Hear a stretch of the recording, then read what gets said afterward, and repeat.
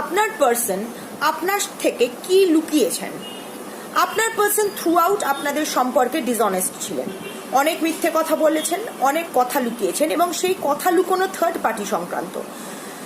হয়তো আপনি জানতেন বা জানতেন না থার্ড পার্টি সম্বন্ধে, সেটা স্পাউস হতে পারে, অন্য কোনো কমিটেড রিলেশনশিপ হতে পারে, বাট উনি সবসময় এটাই বলে গেছেন, আপনি যদি জানতেনও থার্ড পার্টি সম্বন্ধে, উনি এটা সবসময় বলে গেছেন যে থার্ড পার্টি কত খারাপ, থার্ড পার্টির থেকে উনি বেরিয়ে আসতে চলেছেন, থার্ড পার্টির সঙ্গে উনি অনেক অসুখী। মিথ্যে কথা। উনি কোনোদিনও থার্ড পার্টির রেসপন্সিবিলিটি থেকে বেরিয়ে আসতে চাননি, চান না।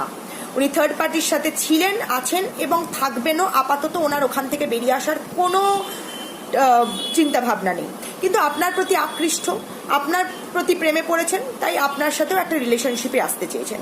এখন উনি আপনার সাথে কথা বলে এই সম্পর্কটা ঠিকঠাক করতে চান, কিন্তু ওনার এখন একটু টাইম লাগবে আরও চিন্তা ভাবনা করতে।